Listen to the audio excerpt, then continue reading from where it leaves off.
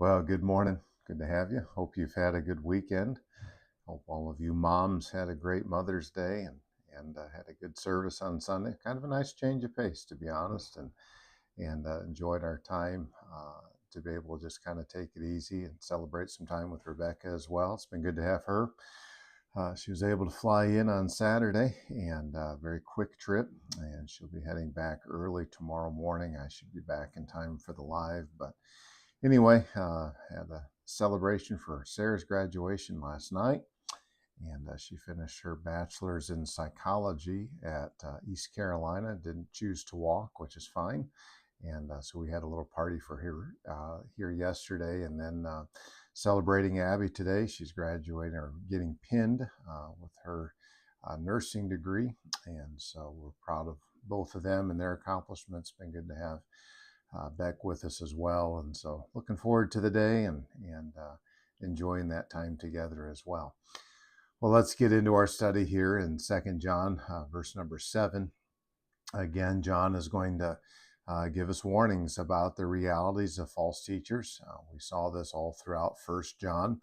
The same test was used in 1 John chapter 4 that is going to be described here in 2 John 7. And so in your mind, you need to make that little bit of a connection as to one of the key ways that a false teacher is going to go wrong. They're going to go wrong on the doctrine of Christ. And he says in verse number 7 that many deceivers are entered into the world. This is a reality. We're dealing with that reality even today as well. There are many people who are out there who seek to lead others astray. And it's very unfortunate, but we need to recognize this reality, and we need to recognize that this is something that I need to be sure that I avoid, that I recognize what the teaching of the Word of God truly is saying. And when I understand that, then I can begin to spot some of these things and be like, I don't know. Or sometimes you may have one of those that doesn't seem to pass the sniff test or the infamous gut test. Well, rely on those things. There may be a very good reason as to why that is not happening. So there are many people who are out there that John describes as deceivers, those who intentionally seek to lead astray, and they are entered into the world. And notice what it is that they believe and what it is that governs them, who confess not that Jesus Christ has come in the flesh.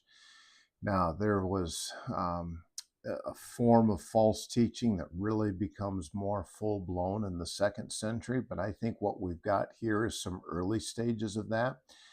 There were different ideas that were out there. One issue was that some believed that anything that was physical and material, tangible, was evil, and anything that was spirit was good. And so how then could God, good as a spirit, inhabit a body sinful? And so they explained this a variety of ways. And sometimes they said, well, he didn't actually do that. He just appeared to do that. Or he had this bright countenance about him. And there's different ways of explaining it. But more than likely, that's at least some of what John is battling. But he's warning them that these people are specifically wrong on this teaching regarding Jesus Christ and his incarnation or his coming in the flesh. And John says this is a deceiver and an antichrist. So here's a person, then John says, that is going to lead people astray, the same word that we derive the English word planet from. They wander about. They're going to lead these people astray. And he is also an antichrist. Not the Antichrist that is described in Revelation, but instead one who is in opposition to Christ. So he sets himself up then as a deceiver among individuals, and he sets himself up as one who is opposed to Christ. Then he says in verse number 8, look to yourselves that we lose not those things which we have wrought, but that we receive a full reward. So here we've got a reality that these false teachers are going on in verse number 7. And so he says, okay, look to yourselves. In other words, watch out. Okay, there's some danger that is here. It signals a warning. But this is a command that you and I are instructed to do. You need to watch out so that we do not lose those things which we have wrought, but that we receive a full reward. Now, we're not at all speaking of a loss of salvation here. That would be an unbiblical statement. It may very well suggest that there's, I think, a couple of different ideas. One would be that if a person chooses to not persevere in the faith and in the truth, he's going to give evidence by his abandoning Christianity that he really wasn't saved to begin with. That certainly seems to be a part of this. It might also be, is there a reward? If we back away, obviously you're not going to lose your salvation. What's this sense of receiving a full reward? Is it that as opposed to being a partial reward? And I don't have that answer, but it's at least something that's interesting to consider. What I do know is that it is not a reference to salvation. I also know that in much of John's writings, he deals with this reality that if you abandon the faith, then you are in giving evidence that you are not a believer.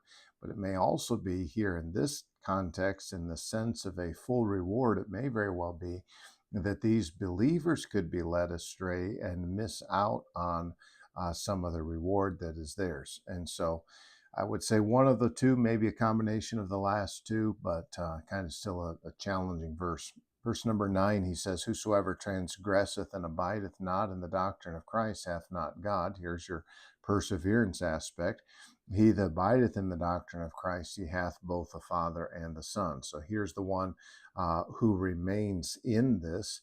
And obviously, that may very well be what that focus is. I think that the probably the better way of understanding verse 8 is that they abandoned Christianity, but I'm not going to make that as a hill to die on.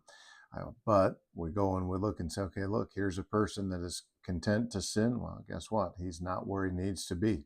He doesn't have God. He's not spiritually what he needs to be. On the other hand, the person who demonstrates a sensitivity to the things of God, well, then he's going to demonstrate his commitment to Christianity and the realities of the belief that he has. So a great text for us, but I think the important thing for us is we need to be mindful and we need to recognize there are some dangers that we need to avoid. We need to exercise discernment with what we hear and to be sure that we are taking whatever it is that we hear, whether it's on this or on other things that you may hear or read. Always take and compare these things to the Word of God and understand, is this what the Bible is teaching? And if not, then reject it. If it is, then accept it. And, sometimes you may get into, well, part of this is right, part of this is wrong. And we often say, take the fish and leave the bone. And then a professor of mine that said, put the bone in your pocket. You never know when you might need to pick your teeth. So kind of some interesting things. And the point is that there's value in this. So we need to recognize, though, the importance of discernment.